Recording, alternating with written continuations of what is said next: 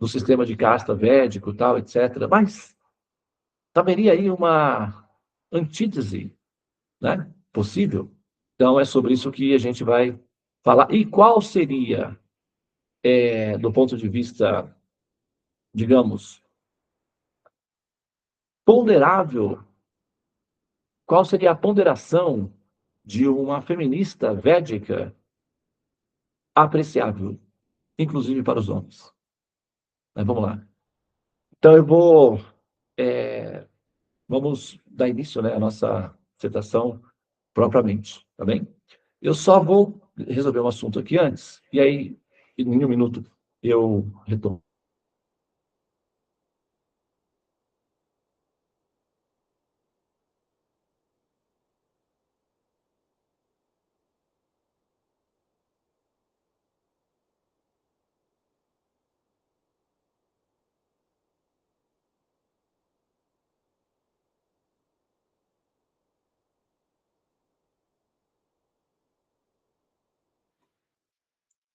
Muito bem, senhoras e senhores, vamos de mãos dadas caminhar nessa estrada e ver o que a paisagem nos oferece. Tá? Olha só, no ano de aproximadamente 1500, no período do descobrimento do Brasil, inclusive, né, os portugueses,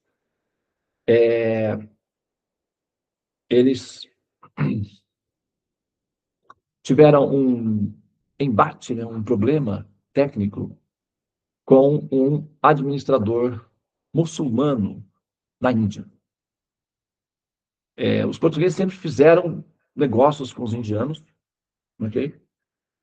E até então não havia necessidade de dominar a Índia, porque a Índia era muito mais lucrativa fazendo negócio do que sendo escravos.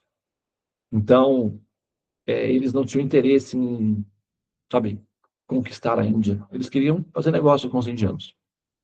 Só que teve um administrador muçulmano que, é, enfim, por conta das questões dos portugueses com os marroquinos e tal, etc., comprou a briga e sequestrou o filho de um dos capitães mais terríveis de Portugal. E esse capitão tinha um barco chamado Botafogo. É por isso que no Rio de Janeiro tem esse nome. Esse bairro é chamado Botafogo por conta disso. Esse capitão português veio ao Rio de Janeiro e aprontou o terror, porque parece que os franceses estavam querendo dominar o Rio, e um grupo de brasileiros rebeldes se reuniram para uma resistência nesse local aí no Rio.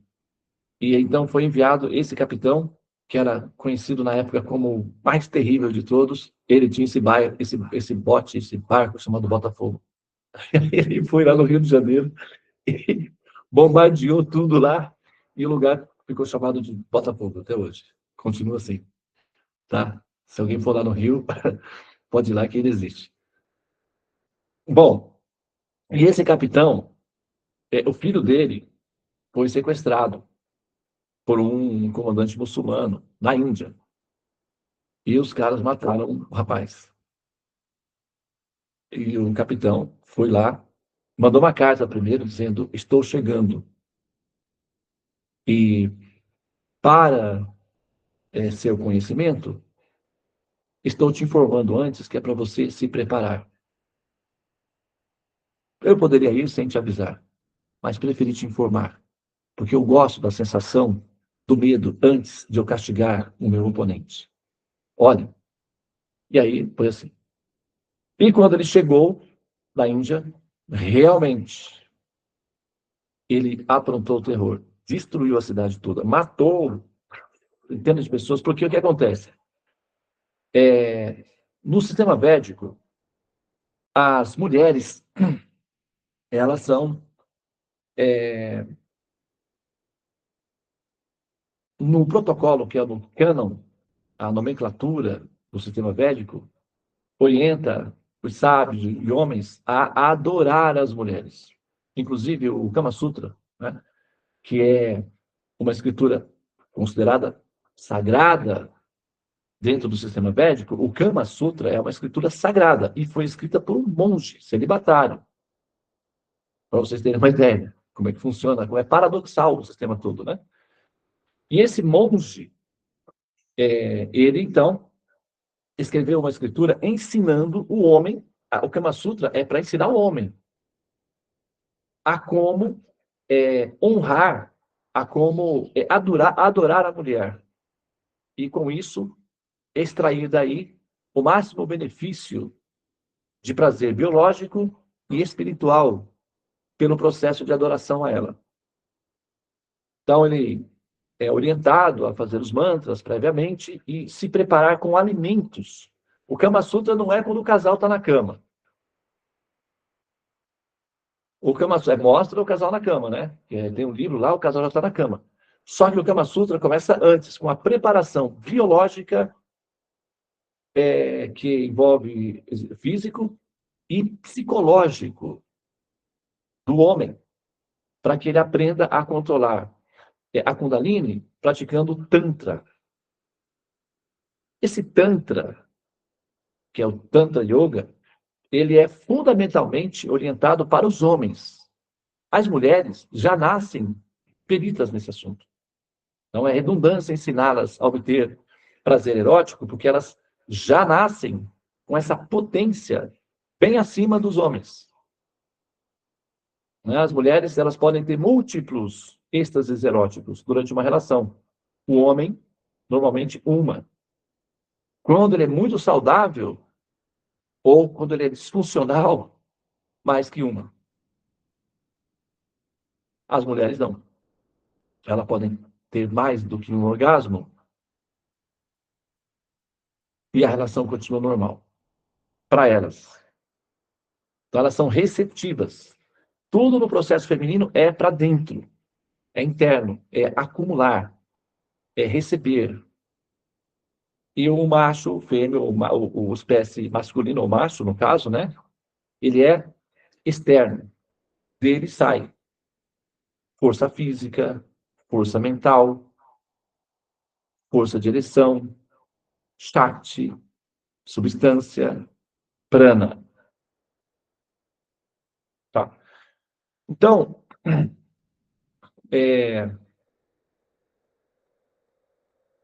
vou fazer a relação do Botafogo, que não tem uma conotação erótica, só é parecido o nome, tá? É uma mera coincidência, mas com esse fato do Kama Sutra aí, né? E aí, isso tudo tem a ver com o feminismo védico. Tá bem, né, psicodélico inicialmente, mas é igual a formação de um bebê. Se você tirar uma foto de um bebê aos 3 meses de idade, você vai dizer assim, para o mundo. Vamos descer, porque quando essa criatura nascer, o mundo vai ser outro. Porque parece um cavalo marinho misturado com uma baleia, um golfinho, né? Uma coisa assim, bem bizarra mesmo. O feto humano, aos 3 meses de idade, é um negócio assim, bizarro. Não é amável, assim, não é agradável aos olhos. Mas depois vai tomando forma, vai tomando, né? Enfim, direcionamento. Então, e aí fica essas coisas lindas e maravilhosas que eu estou aqui vendo aqui. Apesar de que eu não estou vendo tantas, porque as câmeras estão fechadas, mas pelo menos estou vendo algumas. E é isso, né? Termina nisso. Então, dá certo no final. É só ter paciência, confiar no processo e aguardar o tempo que funciona. Mas aí o que acontece? Esse monge, né, na verdade, é um chamado Rishi, que é um asceta, um Rishi, um mestre, tá, um educador védico. Ele era olha só, ele era um amante das crianças, ele amava crianças. Ele era muito alegre. E ele dava doces para as crianças, enfim. O que ele conseguia de doação de dinheiro, ele comprava de doce e chamava as crianças, então era sempre cercado de crianças. O Diógenes, que é o filósofo do barril, se vocês já ouviram falar dele, Diógenes, o filósofo, ele morava no barril e ele era cercado de cães. Os cães, ele ficava só com os cães. E o personagem Chaves, do Kiko, do Chaves, foi inspirado nesse filósofo. Ele era muito controverso. Uma vez o Alexandre o Grande ouviu falar nele. O Alexandre foi educado pelo Aristóteles. Assim como o nosso Dom Pedro II aqui no Brasil foi educado pelo José Bonifácio, o Aristóteles foi o educador do Alexandre o Grande. E o Aristóteles ensinou o Alexandre a respeitar os homens, os sábios. E o Alexandre, quando chegou nessa região da Grécia, soube do filósofo Diógenes e foi visitá-lo. E quando ele chegou próximo do Diógenes, o Diógenes estava lá no barril dele, cheio de cachorro. O Alexandre veio e perguntou: mestre, posso fazer alguma coisa para te ajudar? Ele olhou para o Alexandre e disse: pode, é sempre bem-vindo a ajuda. Pois não, o que eu posso fazer para você? Por favor, sai da frente do sol, você está me atrapalhando. Isso vai ser uma grande ajuda. O Diógenes, o filósofo do barril, tem uma síndrome chamada síndrome de Diógenes. Pessoas que acumulam coisas. Ele estava sempre cercado de cacarecos velhos, assim, roupas, coisas velhas que as pessoas davam, né? Não estava tudo. Então, é Diógenes. Aí, se vocês pesquisarem no Google, síndrome de Diógenes, pessoas acumuladoras. É isso aí. Mas então, né, agora até eu me perdi. Por que eu fui parar no Diógenes? Ele entrou aí de. Mas vamos lá, ele vai voltar. Os educadores, que são os mestres, né, eles ensinam os seus discípulos a amar aqueles seres que são fundamentais e essenciais para a felicidade do grupo. Eles são altruístas, eles têm uma inteligência biológica harmonizada com a criação, porque eles estão sempre conectados com a mente do Criador. E, do ponto de vista védico, os ensinamentos védicos vão dizer o quê? Ah, é verdade, voltou. Porque o Diógenes estava sempre cercado de coisas sujas e cachorros. Já o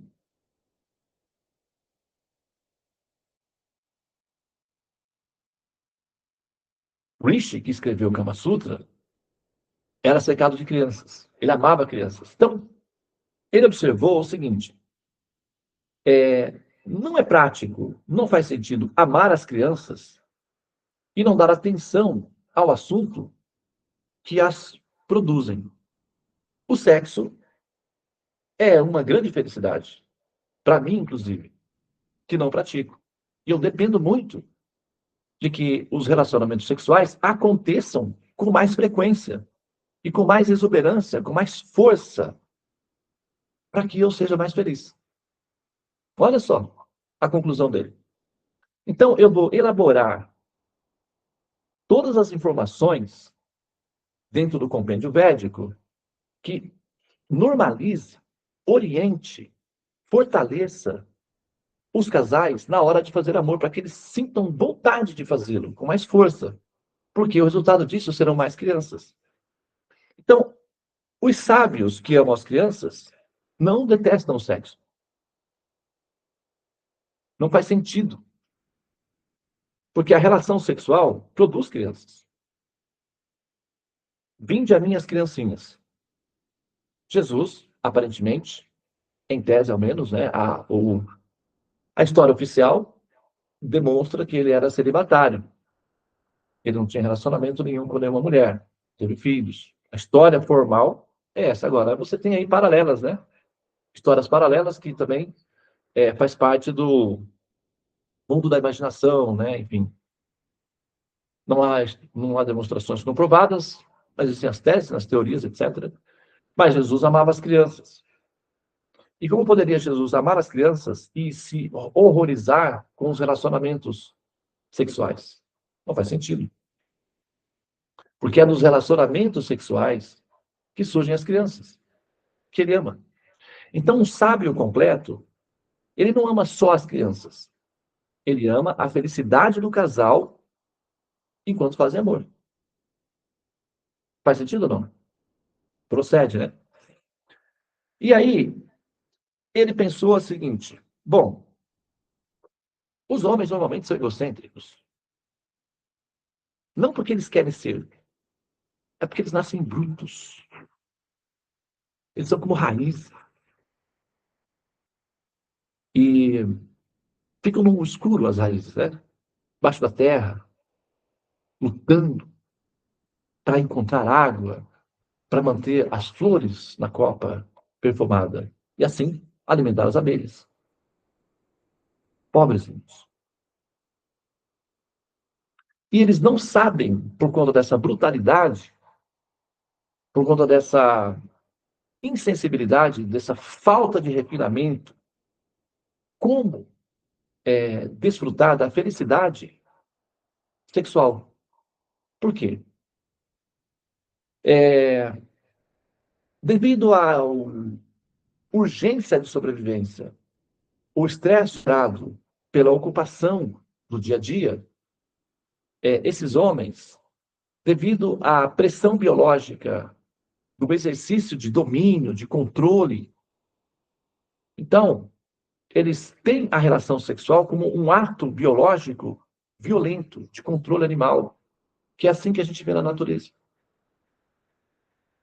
Porque eles convivem com o mundo natural, então, eventualmente, eles pensam que a vida sexual é ato de violência.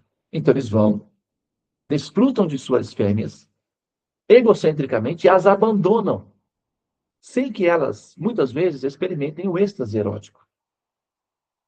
Isso é egocêntrico. O resultado disso é que ela não estará totalmente predisposta a ter filhos. Ela pode vir a ter, mas eles não vêm com a substância da felicidade, do êxtase da mãe, do Ananda, completo. Pode ficar melhor. Uma coisa boa pode melhorar. Então vamos ajustar isso para facilitar essa vivência. Esse foi o raciocínio. O que ele fez? Um compêndio para ensinar o homem a como tratar a mulher, a como se preparar para ter um encontro espiritual, para ativar a Kundalini, que é a fase superior da consciência. Então, tem a alimentação, que ele deve observar durante um ciclo, normalmente de 7 dias, por conta dos chakras. Tem mantras que ele deve entoar, 7 dias, para gerar Shakti, potência sexual, para que ele consiga desfrutar do contato íntimo mais prolongadamente. Para que ele não tenha ereção espontânea, para que ele não tenha ejaculação precoce. E também para que quando ele alcançar o êxtase íntimo, ele experimente ao menos, 10% do êxtase que a mulher sente, já é o suficiente. Bom, pode-se pensar, mas isso tudo está visando o benefício do homem. Acontece que o Tantra, uma das funções mais importantes do Tantra é que a pessoa consegue controlar a ereção. Ela pode ter ejaculação ou não, para o homem. A mulher não tem esse problema. Ela não tem perda de energia quando tem o êxtase erótico. O homem, sim. Então, ele precisa de treinamento. Então, Tantra é para ensinar o homem a como controlar os chakras para que ele possa ter mais tempo à disposição para que a mulher alcance o clímax do êxtase. Porque, como a mulher ela tem muito mais força erótica interna, para que ela consiga alcançar a satisfação, ela precisa de muito mais intensidade, ela precisa de muito mais atenção. E nesse caso, os píngalas, que são os pontos de marma no corpo, que são as terminações nervosas, na verdade, no corpo, são conhecidas dos médicos Ayurveda. Ele identificou as chamadas zonas erógenas nas partes do corpo. Então, após preparar o homem psicologicamente, fisicamente, com alimentação, tem a parte em que ele aprende intelectualmente as funções do corpo feminino. Então, o homem estuda, aprende sobre o corpo feminino. Quais são as partes mais sensíveis? Quais são as partes em que estimula a mulher a chegar ao êxtase erótico sem que ele precise ter perda de Shakti ou sêmen? Porque quando ele for liberar o sêmen, a mulher já deve ter tido um nível de satisfação erótica suficiente para que ela fique receptiva e libere óvulos potentes no útero, devido a isso.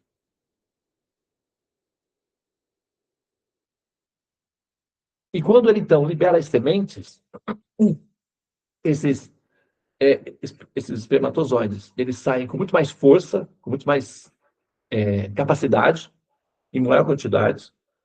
O óvulo é mais saudável, porque tem substância de ananda envolvida no processo, muita ananda, saturação de ananda. E o resultado, filhos divinos, cheios de felicidade e predisposição com a vida. Crianças felizes, que é a alegria do coração dos sábios. Muito bem. Então, na medida em que o homem reconhece essa função, porque a mulher satisfeita durante a relação aumenta a probabilidade de gerar filhos mais felizes, mais saudáveis. Essa é a função.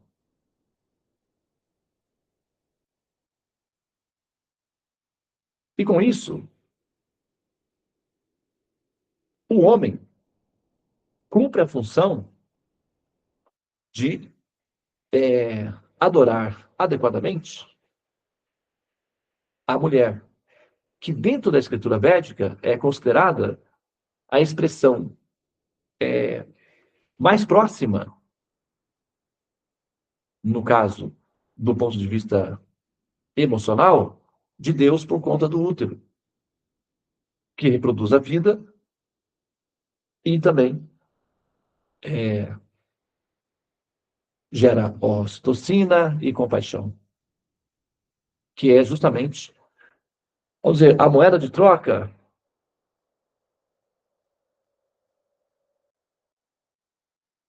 Não moeda de troca, mas a substância que produz a fotossíntese, que permite uma compreensão de Deus superior. Sem isso, nós ficamos nos protocolos básicos. E no protocolo básico, o relacionamento sexual assume a característica, ela fica satanizada. Ela fica apresentada de uma maneira a, que faz parecer a relação sexual em si algo horrível, feio. E o resultado consequente disso é que, como essa percepção nossa, como esse ensinamento humano, né? Não o ensinamento humano, mas o que seria aí. Deixa eu só resolver um assunto.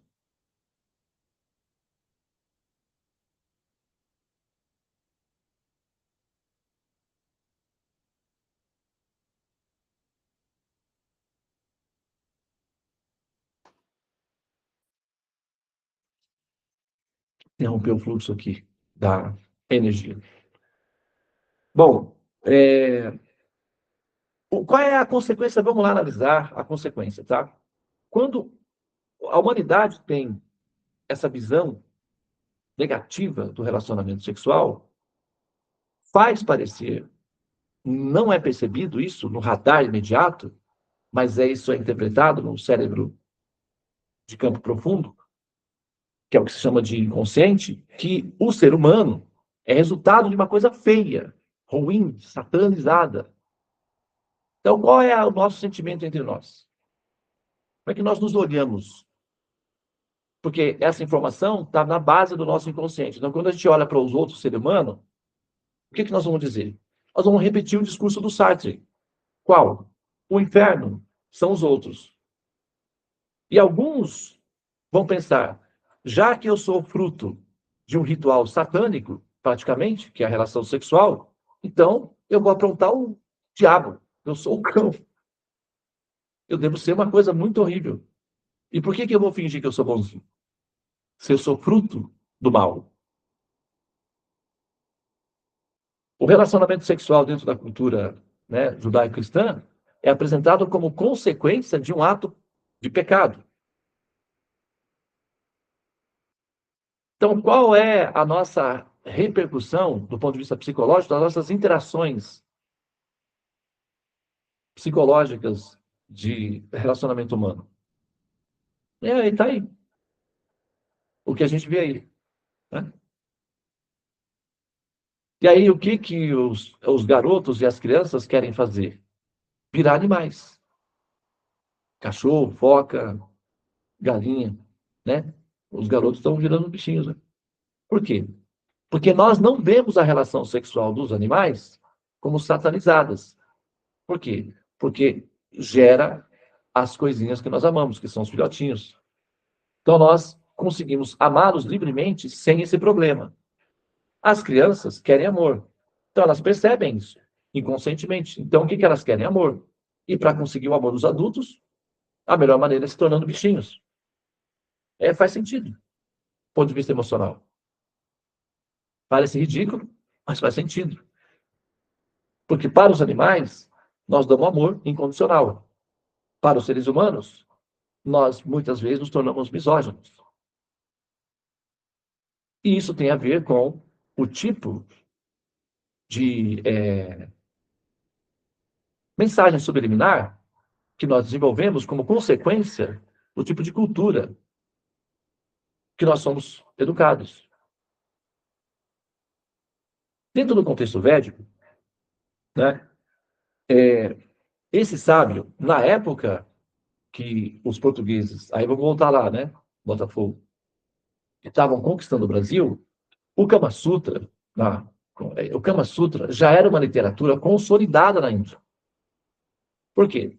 Então, logicamente que não o grande público geral, né, não tinha assim, mas as pessoas que da classe média para cima, ou mais ou menos, nas escolas geral, então as crianças já tinham orientação sexual básica, mas tinham os meninos, porque quem ia para a escola eram os meninos. Então era uma literatura consolidada. Então, quando os portugueses, cheios de ideais cristãos, chegaram na Índia, quando os ingleses chegaram na Índia, quando os muçulmanos chegaram, eles se horrorizavam com aquilo. Eles pensavam que a cultura védica tinha a ver com rituais pagãos, satânicos, porque o sexo, a relação sexual, não era vista como algo ruim, era vista como parte integrante de famílias felizes. Então, as crianças eram felizes, as mulheres eram, assim, de um modo geral, pelo menos havia o conceito de que precisavam ser cuidadas, queridas e amadas antes que o homem se desfrutasse do prazer sexual. Então, elas eram atendidas antes, eram servidas. Isso é servir. Então, o homem servia a mulher. E o ato de servir é o ato de amar verdadeiramente. Então, não era sexo, era um ato de amor. Só que o sexo fazia parte da receita, que é a parte que dá o sabor do bolo, por exemplo. Então, a base é farinha, água e tal, mas aí tem aquela coisa que dá o sabor, Então, o êxtase erótico é aquela substância que dá o sabor, mas o ato em si é um exercício de amor, porque é serviço. Então, o Kama Sutra, ele ensina o homem a se preparar adequadamente para servir a mulher. E a mulher, dentro do contexto védico, ela é considerada sagrada. Não é porque ela é considerada porque isso é um jargão cultural, porque aleatoriamente as coisas foram para essa direção. Tem fundamento. Ocitocina, compaixão, nutrição, útero. E por conta do útero, as mulheres são poupadas de ir para a escola quando crianças. Porque nas escolas, os sábios têm que se sentar na posição de lótus, em esteirinhas de palha. As meninas têm útero e elas são vulneráveis. Então, elas podem pegar bactérias ou friagem no útero e impossibilitar a reprodução, porque é um equipamento super delicado, sofisticadíssimo. Esse equipamento reproduz humanos, ele que clona os humanos. Só um momento, pessoal, por favor.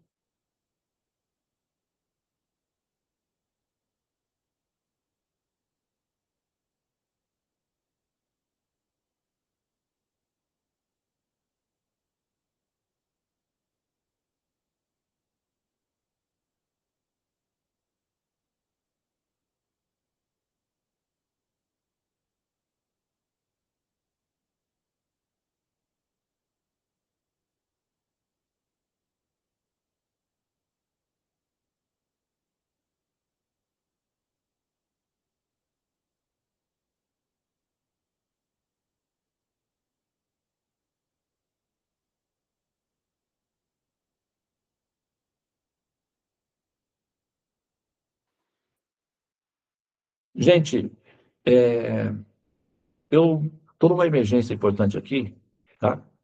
Eu vou pedir 2 minutos, por gentileza, tá? Vou pedir, Rosa, compartilha para a gente aqui imagens do livro Kama Sutra, o nome do monge que escreveu, por gentileza, tá bem? Tá bom, vou pesquisar aqui.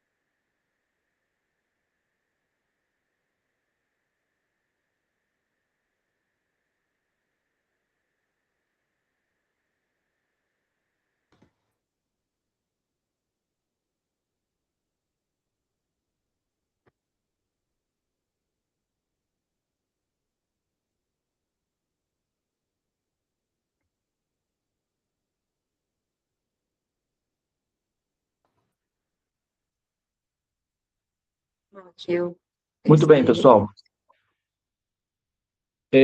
Olha aí, vamos fazer uma leitura rápida aqui. O Kama Sutra, Kama, a paz invadiu o meu coração. Kama não é a cama da cama, não é? O Kama significa desejo, tá? Desejos. Sânscrito, né? Geralmente conhecido como, no mundo ocidental, como Kama Sutra, significa versos sagrados. Os árabes chamaram isso de suratra, por conta da variação do dialeto, né? Então, você pega o Corão, suratra, suratra. Você pegar no Shishonoe, religiões japonesas orientais, também você vai ter essa mesma variação, tá? Então, é,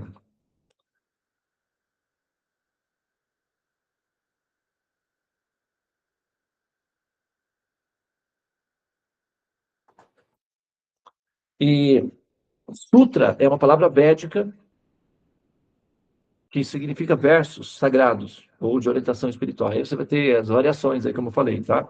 Ao redor da Índia, você tem o Oriente Médio, Mediterrâneo, e você tem a Ásia, que é do lado, né?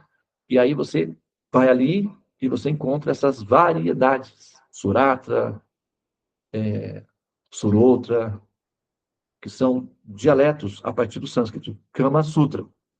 Foi um antigo texto indiano publicado em algum período da segunda metade do século III depois de Cristo e retrata sobre o comportamento sexual humano durante a antiguidade e foi amplamente considerado um trabalho definitivo sobre amor, não sobre sexo, sobre amor, né? E aí valeria a pena, depois, no final, a gente ouvir a Rita Lee, né?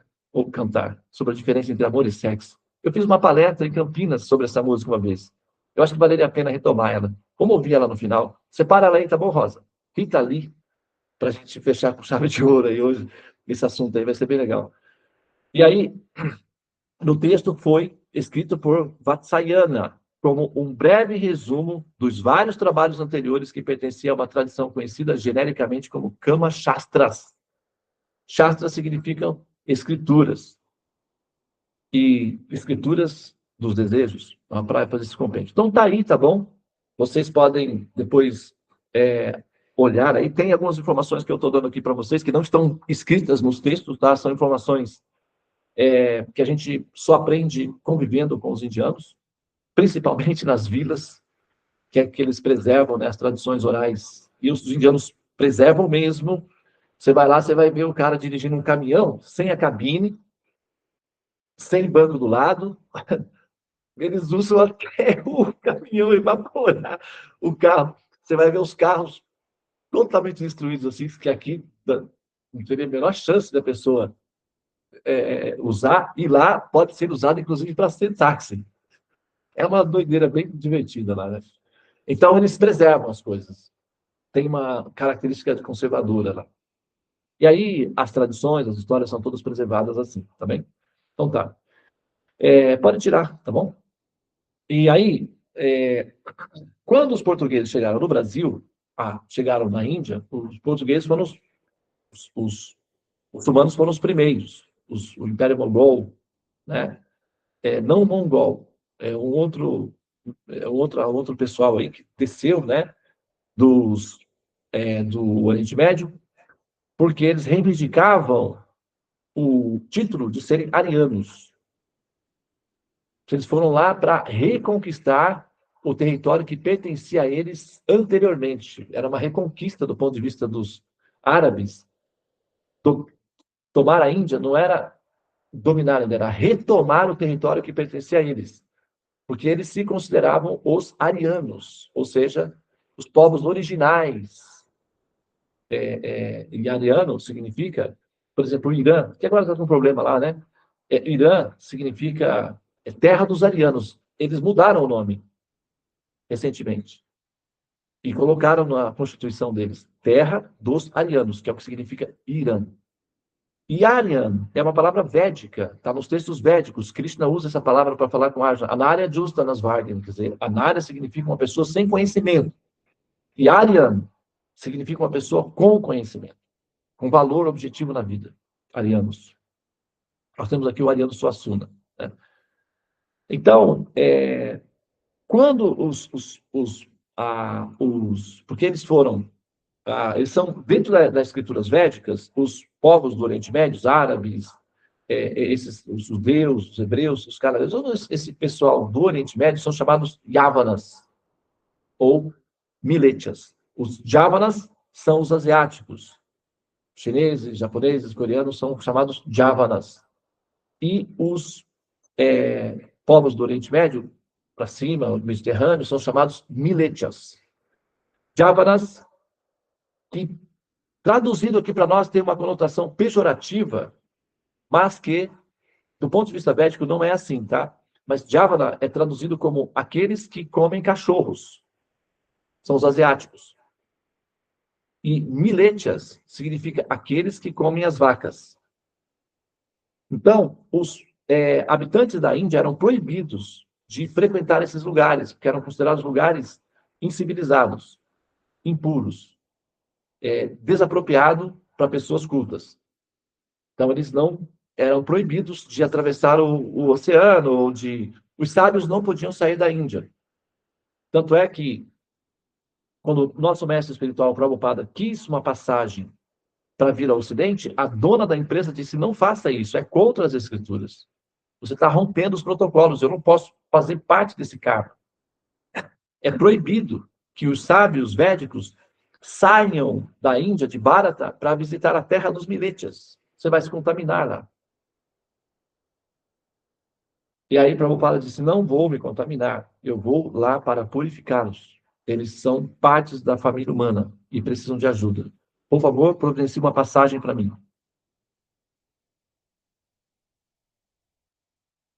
E aí ele veio. Um rei do período vitoriano foi convidado a visitar a rainha da Inglaterra, a Elizabeth. Ele só foi com a seguinte condição, de que ele pudesse levar, de que ela providenciasse para ele soldados suficientes para preservar a carga mais valiosa que ele levaria com ele. Qual era a carga? Um tonel de água do Ganges.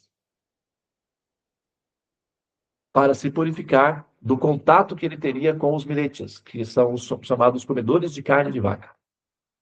Eles são considerados muito, do ponto de vista, né, da estrutura, como é montada a civilização védica, uma associação indevida. Só que os reis respeitam a autoridade do poder. Então, eles respeitavam o domínio do poder dos ingleses, porque os ingleses expulsaram os muçulmanos. E os ingleses, enquanto comerciantes e cristãos, eram mais moderados que os muçulmanos, que eram mais ferozes, mais agressivos, mais violentos. Por quê? No passado remoto, um rei védico chamado Parashurama concedeu asilo político, ou seja, expulsou do território de Bharata esses povos. E eles, então, fundaram a Grécia, eles foram enviados para essas direções, são chamados Pulindas, Miletias, então eles foram dominando essa região aí para cima. Mas no Bhavishya Purana, que é uma escritura de profecia, está previsto que os Miletias voltariam e reconquistariam a terra de Bharata no futuro. E esses foram os muçulmanos.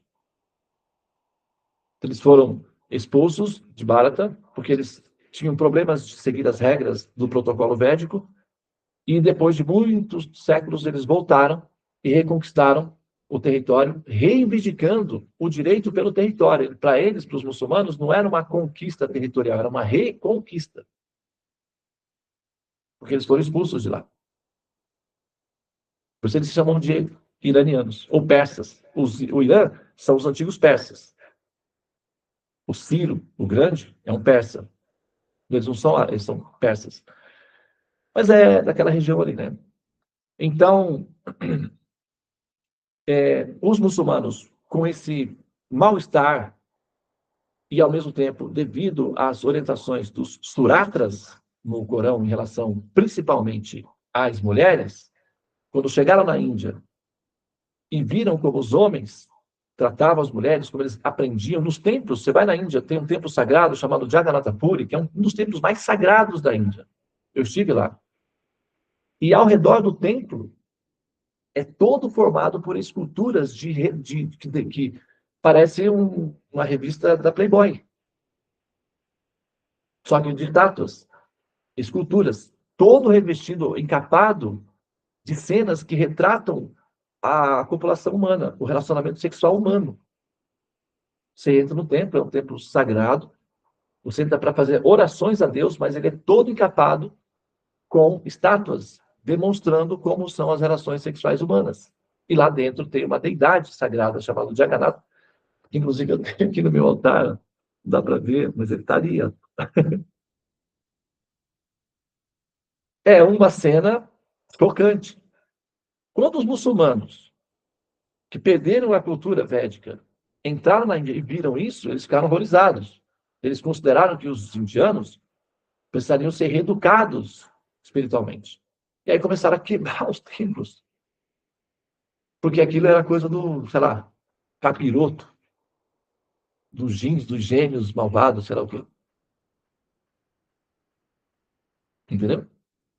Então, quando os ingleses entraram na Índia e colocaram os muçulmanos de volta para o Oriente Médio, os indianos entenderam que eles eram bem-vindos. Quer dizer, inimigo do meu inimigo é meu amigo. E acolheram os cristãos.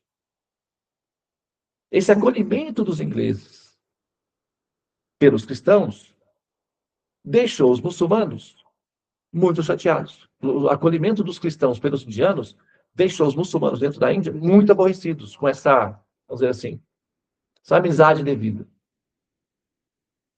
E aí, um dos generais tinha um filho, enviou esse filho para a Índia para fazer negócios, que os portugueses tinham negócio com a Índia, apesar dos muçulmanos estarem lá. E o que esse dono da cidade lá, diretor, fez para mostrar a sua insatisfação pela relação que os cristãos estavam tendo com os indianos dentro da Índia? Sequestrou o filho dele e matou o menino. Então ele veio e simplesmente explodiu a cidade toda, só que com um problema, um agravante. Ele matou as mulheres e as crianças. Isso nunca tinha sido visto na Índia, nem os muçulmanos faziam isso. Matar mulheres e crianças. Não era uma coisa assim, tipo,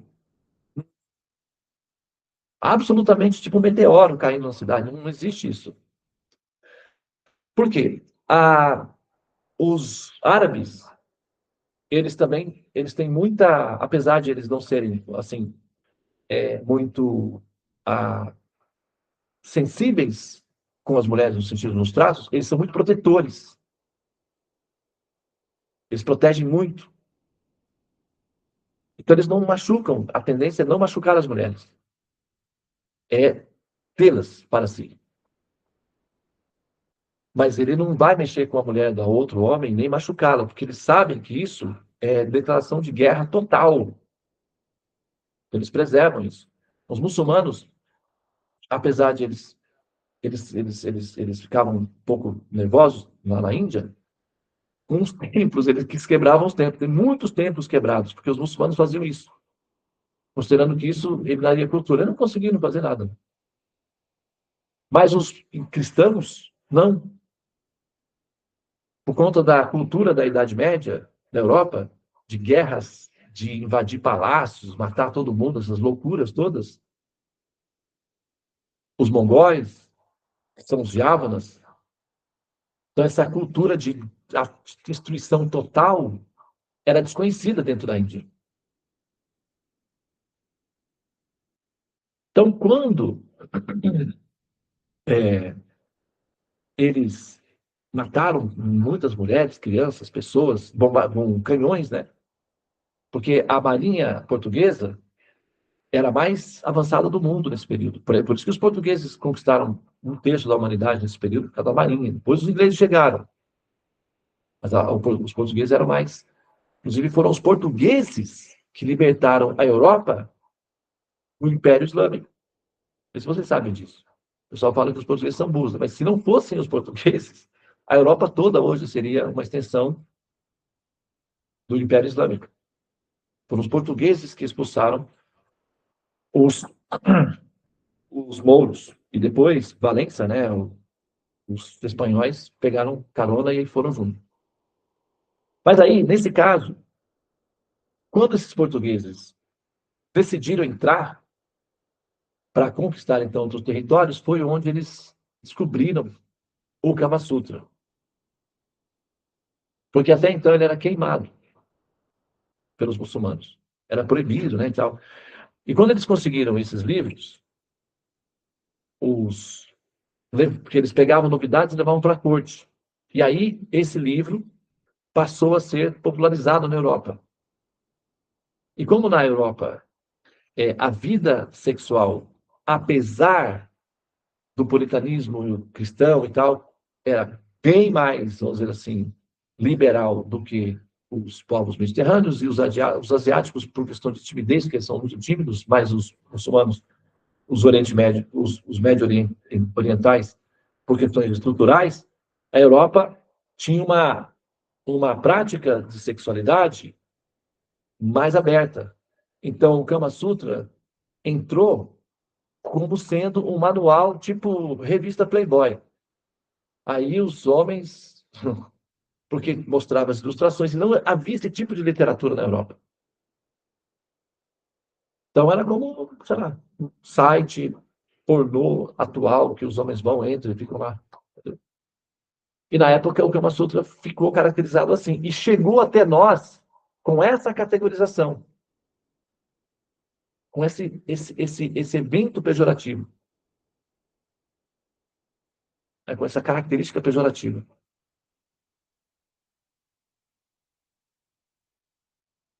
Aí, o resultado é o que vocês veem hoje. O Tantra. O que é o Tantra? Você vai, estímulo sexual,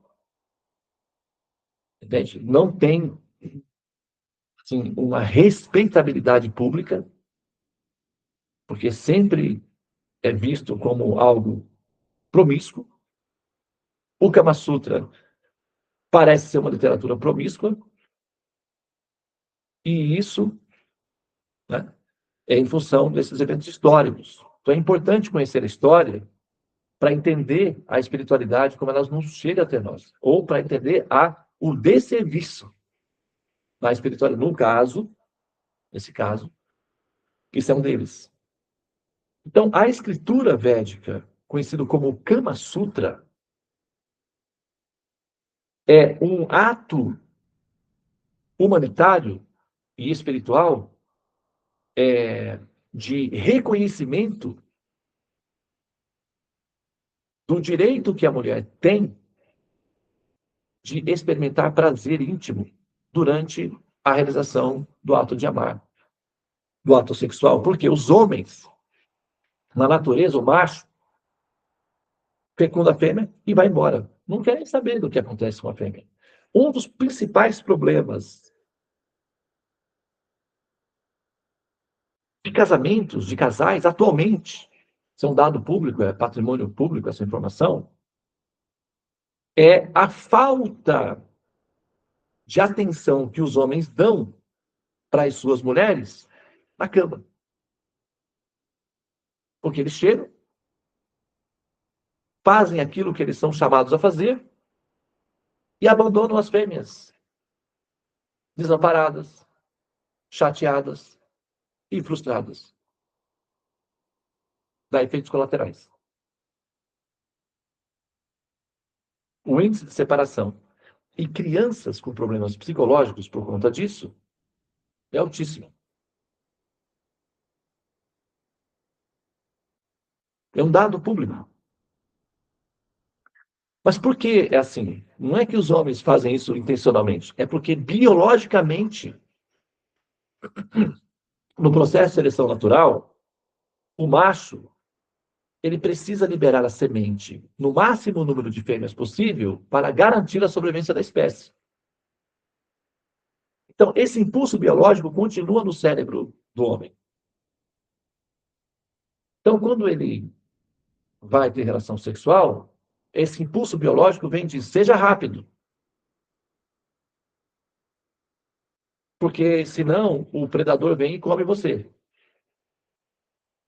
Então, o ato sexual nos primórdios, nos princípios, era uma coisa perigosa, porque é um estado vulnerável em que a pessoa está super relaxada, não entende? Aí vem o predador e come. Então, era uma operação que tinha que ser feita rápida. Os animais da natureza são assim. Chegou, colou, já era. Os únicos que ficam um pouco mais são os leões, porque quem que vai se aproximar deles? Mas zebras, cervos, outros animaizinhos, é tudo muito rapidinho. Os homens, inicialmente, macaquinhos, tudo rapidinho. Vocês já viram no zoológico? Lá na Índia tem muito disso, os macaquinhos transando. Chegou, papá, já foi. Oh, cadê? Já era. Anotou a placa? Ixi, amigo, conta outra. Já foi. Daqui a pouco um monte de macaquinho aparece. É assim. E é o dia inteiro assim. Se vocês forem lá na Índia, tem isso.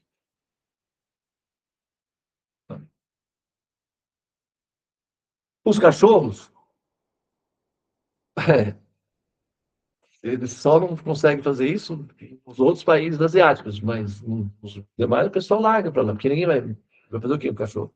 Então eles têm liberdade para ficarem lá coladinhos por mais tempo. E esse é um processo de seleção, entende? Então o homem é vulnerável, não tem garras, dentes afiados, é frágil. Então a maneira como ele faz tem relação tem que ser rápida. E isso ainda está no cérebro do homem. Já passou o tempo das cavernas, mas vai explicar isso para a criatura. Demora, hein? E às vezes nem entende, por mais que você explica. Aí o que acontece? Pá, pá, pá, pá, pá, já foi, cadê?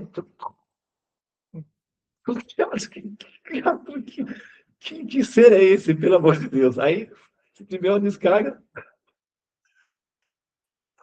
pega o ser, põe na descarga mental e puxa a descarga e aí vira para o lado e dorme também. Mas aí dorme como? Insatisfeita, infeliz, chateada com a vida, entendeu? Quem paga o preço disso daí? As crianças na casa, porque durante o dia sobra para as crianças. Então, é, esse sábio,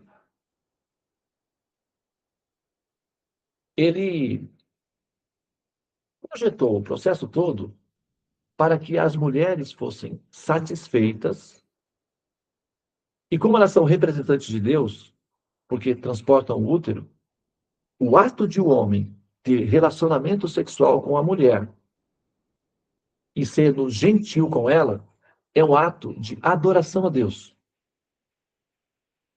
Então deixa de ser sexual e passa a ser transcendental, se transforma numa plataforma de lançamento, ou seja, é uma adoração ao Senhor Supremo. Então, quando o homem aprende isso, que ele está honrando, ele está adorando o Senhor Supremo, sendo gentil, amoroso e proporcionando prazer à mulher, aí ele tira dele o sentimento de culpa. E ele consegue vivenciar a experiência com muito mais profundidade. Então, quando as criancinhas surgem, ele sente satisfação em vê-las. E não no peso que ele tem que carregar. Então, os filhos crescem mais saudáveis, mais felizes, mais inteligentes. É uma ciência.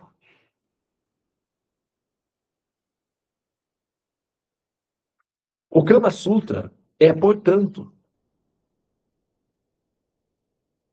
uma escritura que reconhece e acolhe a pessoa feminina de uma maneira que não se encontra em nenhuma parte do planeta Terra. É tão profundo esse processo que ele nem é compreendido adequadamente, por falta de tecnologia de informação para chegar a essa profundidade.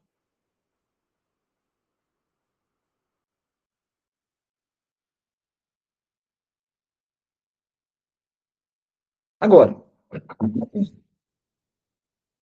vamos pegar o feminismo atual, que é uma revolta contra o procedimento brutal, inadequado, egocêntrico e violento do homem sobre a mulher. Procede, faz sentido. É uma reação, é uma antítese. O filósofo alemão Hegel sintetizou esse processo num sistema que ele chamou de dialética, onde você tem uma tese, o homem domina a mulher, ele é o senhor dela. Uma antítese. Nada disso. Nós dominamos. E o mundo está vivendo essa dialética no momento. Depois vem a síntese, que é o concílio. Você tem encanto, desencanto, reconciliação.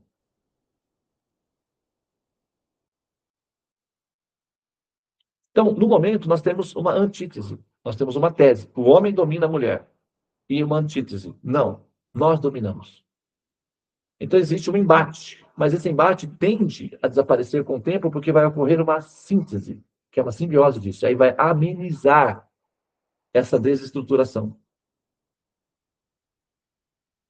Tese, antítese, síntese. É assim que funciona. Então, do ponto de vista védico, a, o homem ele é reconhecido no valor que ele tem. Ele tem mais força, ele é capaz de proteger uma mulher se precisar. Então, a ele é oferecido o ônus e a responsabilidade do Dharma, que significa organizar a estrutura da sociedade para que as mulheres e as crianças sejam felizes. Essa é a função dos sábios. Principal, garantir que as mulheres e as crianças sejam felizes.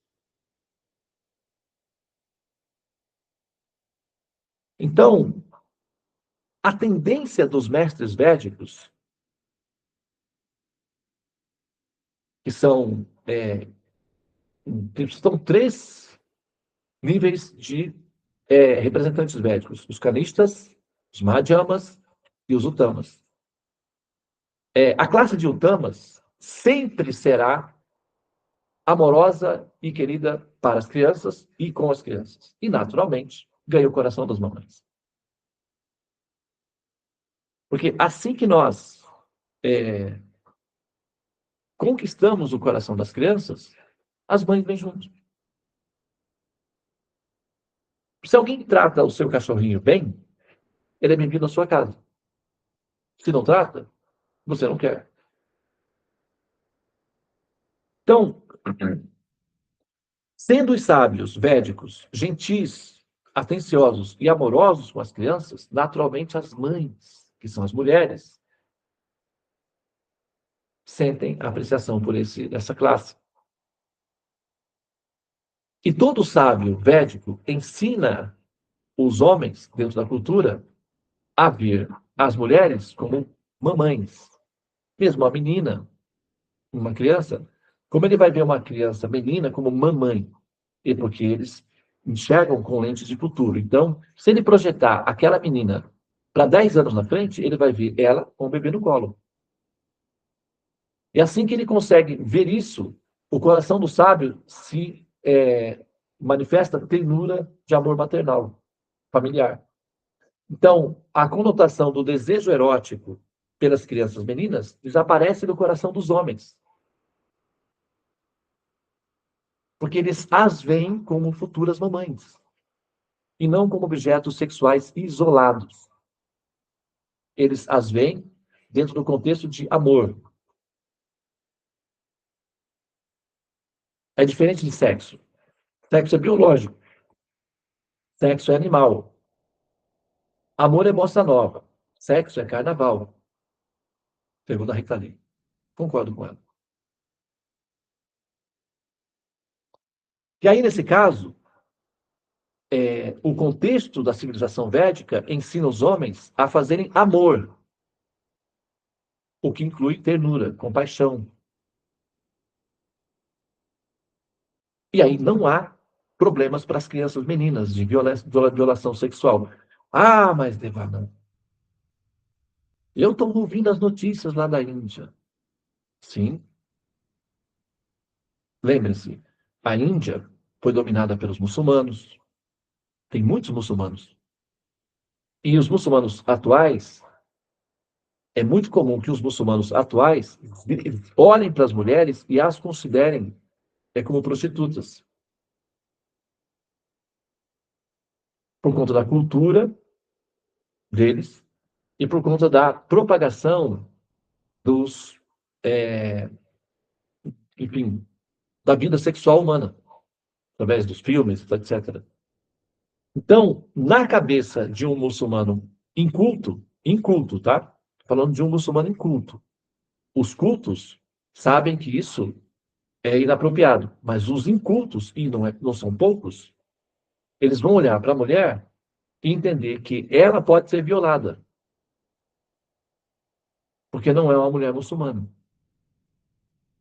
Então, se não é muçulmana, pode ser violada. Então, alguns muçulmanos, não estou dizendo que os indianos não façam isso, mas é muito mais comum que homens originários de famílias muçulmanas, com background muçulmanos, pratiquem essas atrocidades, porque a cultura, em tese, autoriza essa violação da mulher.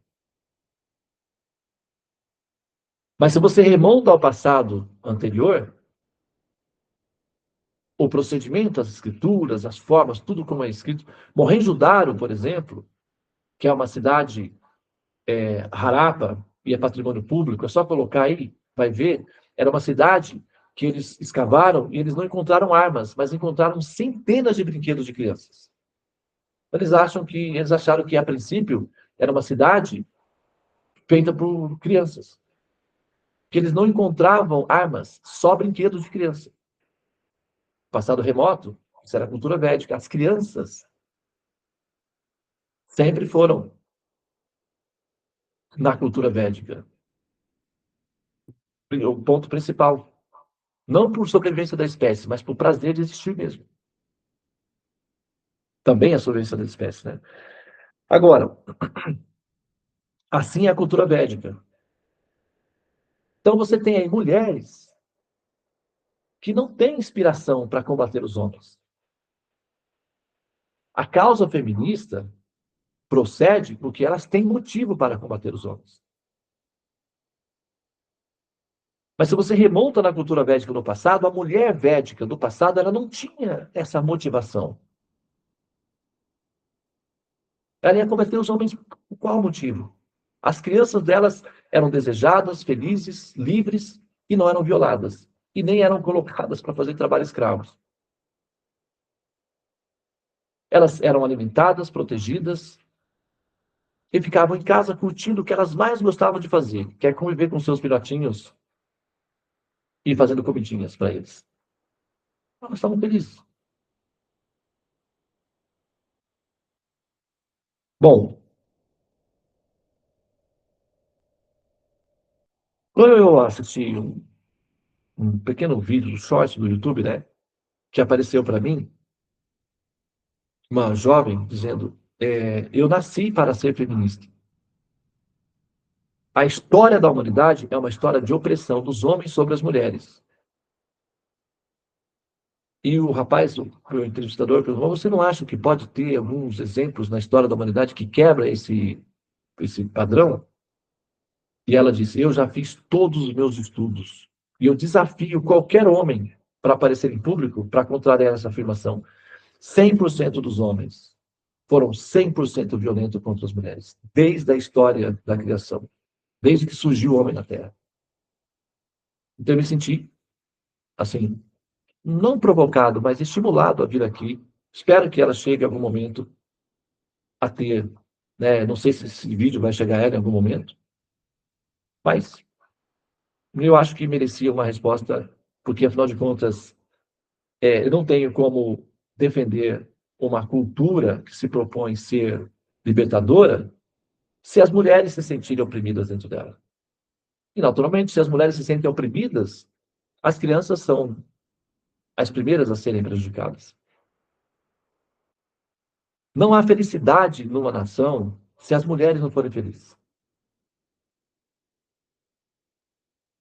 Inclusive, observe, onde as mulheres são proibidas de mostrar a sua beleza, onde as mulheres não são muito bonitas, os homens ficam muito violentos.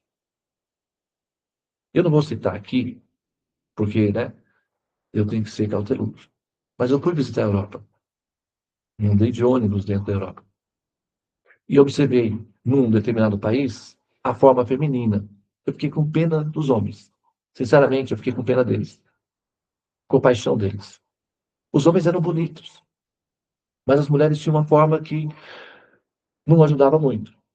Acontece, infelizmente. É uma pena, mas às vezes acontece. E esse país é um dos países onde os homens foram mais violentos na história da humanidade. Eles saíram de lá e aprontaram atrocidades violentíssimas contra os seus colônias conquistadas. Eles eram muito nervosos. Por quê? Onde as mulheres não são bonitas, onde elas não podem mostrar a beleza, os homens ficam muito violentos. Agora, por exemplo, estamos tendo guerras, e normalmente são em lugares onde as mulheres são proibidas de mostrar a sua beleza. Não a ponto de serem cômicas ou assim, enfim, invasivas, mas o suficiente para deixar os homens calmos, tranquilos. A beleza feminina é um remédio para o sistema neural masculino. Quando o homem vê as mulheres belas, o coração do homem se acalma. É como quando uma pessoa com fome chega numa festa, tem muitas mesas cheias, ele se acalma. Mas se ele chegar e ver só uma mesa com muita gente, ele fica ansioso e pode eventualmente ficar violento. Os animais são assim, na natureza. Então, nos lugares onde as mulheres são belas e não são proibidas de mostrar a beleza, os homens são mais calmos. Na Índia, por exemplo, as roupas femininas, elas são femininas, são cuidadosas, são protetivas, mas são sensuais, porque as mulheres na Índia são permitidas mostrar os pés, o ventre, que é onde vai ter filhinhos, e o rosto, e também as mãos. É o suficiente para que os homens fiquem calmos.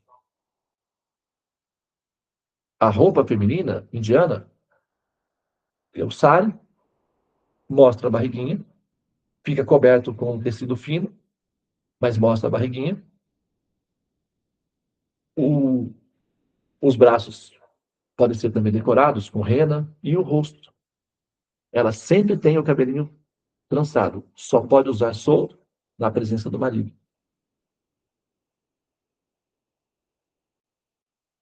E isso é o suficiente para os homens se sentirem calmos. Então, a cultura védica é uma cultura voltada para reconhecer esse dado importante na paz, na história da humanidade.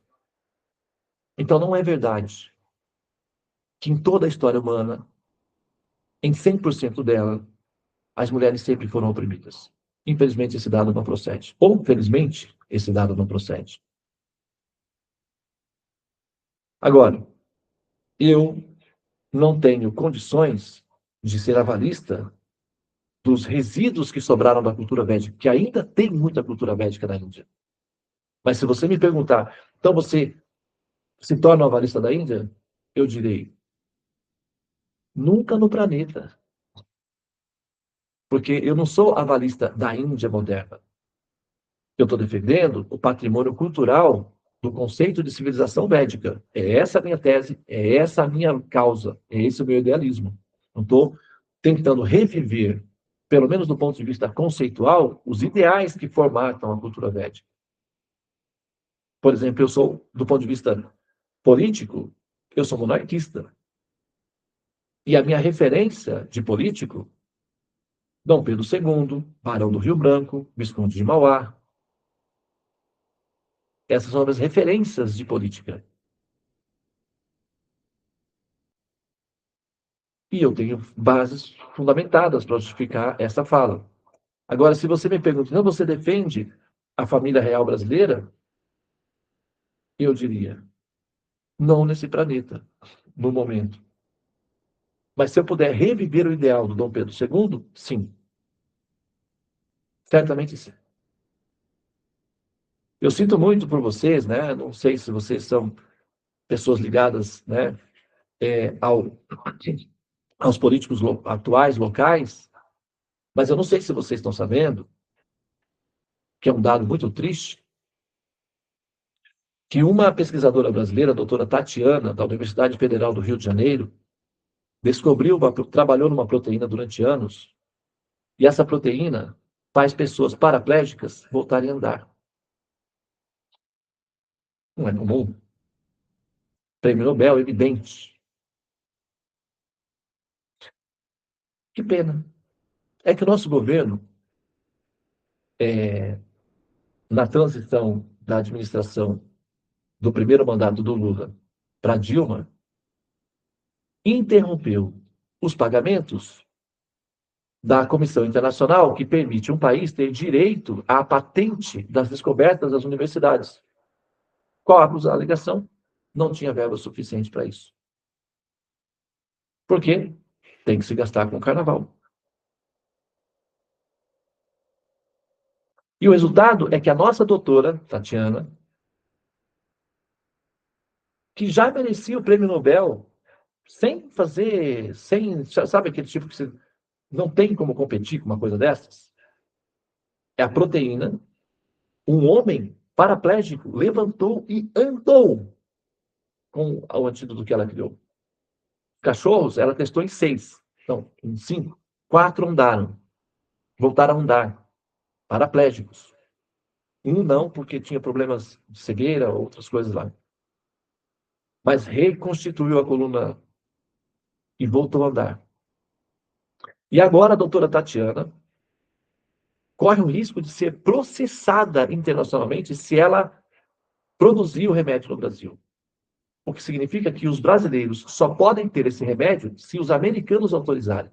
É deles o direito. Por quê? O governo brasileiro não pagava. Tipo, como parecido com o carnê do baú da felicidade, do Silvio Santos. O sistema é assim, tem um comitê internacional, o acordo internacional é que todos os países devem pagar uma mensalidade. Aí eles têm direito às descobertas das universidades de serem patrimônio público nacional. Aí ganha royalties dos demais países. Mas se não fizer pagamento, perde esse direito. E as descobertas passam a ser de domínio do comitê. E o comitê é dominado pelo dinheiro americano. É igual a ONU. E aí, a doutora Tatiana descobriu a proteína, que tem o formato de uma cruz, inclusive, que faz paraplégicos voltarem a andar. E ela está proibida de replicar o remédio. A patente já está nas mãos dos americanos e já foi informado que se o Brasil ousar replicar o remédio, será processado no Comitê Internacional e a doutora Tatiana poderá ir presa à cadeia. Que isso, gente? E qual a questão? O carnê do baú da felicidade é assim. Se você não paga as prestações em dia, o que acontece? Você não ganha o prêmio. Não é o Silvio Santos, ai, sorteou, ai, ganhou, cara, mas que, Dona Maria, a senhora não pagou, tem que pagar em dia, Dona Maria, o carnê do baú da felicidade. Lembra disso? Quem lembra disso? Gente, será que eu não estou assim tão antigo, não? Não, isso é coisa recente. Não é recente? Sim. Recente. Acho que ainda existe isso, não existe? Telecena agora. Agora é telecena. A mãe da minha esposa, da Govinda Lila, foi lá para o São Paulo, no Silvio Santos, porque foi contemplada no Carnê do Baú. Participou, tem fotos com ele e tudo. Ganhou um negocinho lá no Tupperware. Ela guarda até hoje. É. Então, mas é porque ela estava com pagamento em dia. Aí pôde participar, senão não ganhava, perdia tudo. E o Brasil, que tinha o negócio do baú das patentes, não estava em dia com os pagamentos. O dinheiro era usado na Lei Rouanet para promover os shows dos artistas e o carnaval. Resultado, perdemos o nosso prêmio Nobel, uma mulher guerreira, valente, vitoriosa, doutora Tatiana, da Universidade Federal do Rio de Janeiro, e agora estamos sendo processados na Corte Internacional. E o governo atual é o responsável por isso, infelizmente. E aí fica a pergunta, né? Onde está a classe intelectual para defender os direitos das mulheres? Bom, esse é um problema público coletivo, não tem a ver só com o partido. É humanitário. Tem um grupo de cientistas humanitaristas fora do Brasil que se reuniram para defender o direito da doutora Tatiana na Corte Internacional para reverter o quadro. Porque eles reconhecem que a culpa não foi dela, mas do governo brasileiro. Se fosse Dom Pedro II, isso nunca aconteceria. O Dom Pedro II costumava ir aos Estados Unidos para participar das feiras de ciências e dava doações aos cientistas. Ele era como o Alexandre o Grande. Assim como o Alexandre teve um educador intelectual refinado, Aristóteles, o nosso Dom Pedro II teve o José Bonifácio, um educador autêntico, nobre. Mas então é isso, tá? Foi bom ter falado sobre isso. Valeu a pena. Poderia falar muitos detalhes aqui de coisas que eu pessoalmente vi. Eu fiz testes de laboratório na Índia para ver qual era a reação. Uma vez eu me aproximei de um grupo de senhoras lá em Mayapur, na cidade onde eu moro.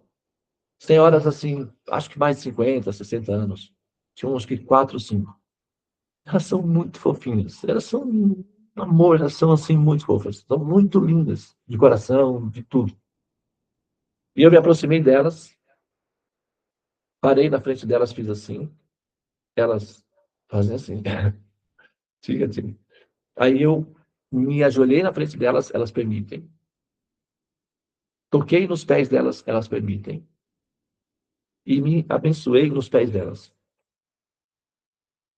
Elas permitem. E na sequência, quando eu me levantei,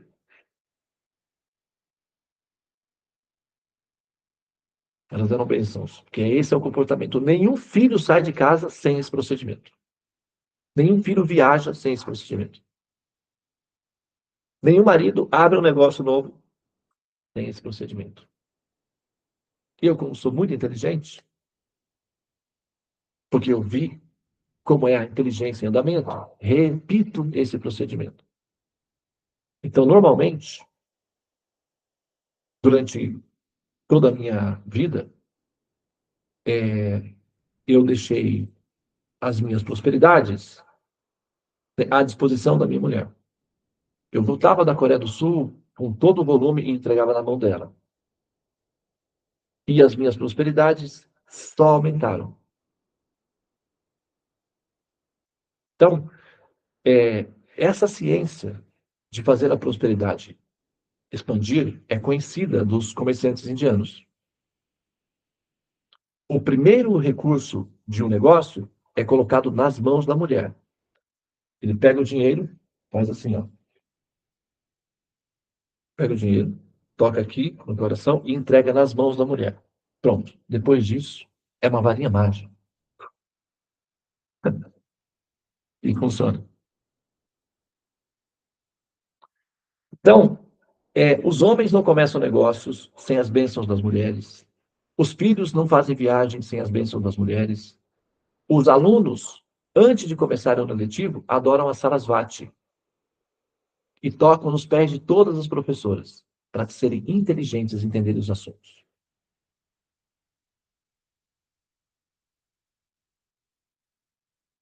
A cultura védica é superior. E por ser superior, reconhece o valor da pessoa feminina dentro do contexto.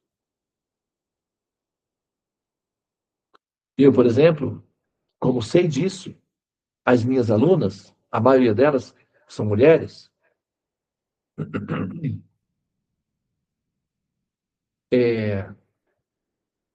conseguem reconhecer a minha autonomia como Dharma, como protetor delas, educador, mas também sentem e sabem que isso é feito única e exclusivamente por amor a elas, para que elas sejam respeitadas, queridas, amadas, honradas e, principalmente, percebidas como reflexos de Deus diretamente diante dos olhos humanos. Isso é famílias felizes, crianças felizes. E os sábios amam as crianças. Então, a vida íntima dos casais tem a mesma natureza, ou tem a mesma. Está dentro do mesmo pacote, da mesma receita. É ingrediente da mesma receita. Então, tem o mesmo sabor de felicidade e de alegria. Os sábios não têm aversão à vida sexual, porque na cultura védica, a vida sexual é realmente considerada um ato de amor. E o resultado disso? Crianças felizes.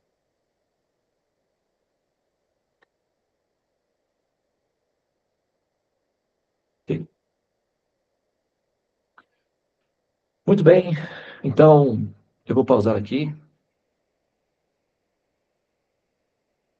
Muito obrigado pela atenção. Sei que muitas pessoas não puderam continuar na sala, seja por idealismo religioso, ou seja por disposição de tempo, mas ficou gravado. E está disponível. Ok? Deixai vir a minhas criancinhas, porque delas é feito a maior parte do reino de Deus. São elas a alegria de Deus. Então, que hajam criancinhas felizes, saudáveis. Meninas, sejam felizes. Ok? Hare Krishna, Hare Krishna, Krishna Krishna, Hare Hare, Hare Rama, Hare Rama, Rama Rama, Hare Hare. Ó energia suprema, amor divina, ó auspicioso Mahamantra, inventador do ser, desperta-me, eleva-me, envolve, protege-me. Hariom, Shanti, Namastê, Om Tat Sat, Hare Krishna. Prabhu, obrigada. Foi muito bom aí esse esclarecimento, né, para todos nós. Tá? Então, olha, eu queria falar contigo o seguinte: todo Podemos finalzinho. interromper a gravação Ah, antes? Ok. É porque a aula foi um pouco extensa, né? Então,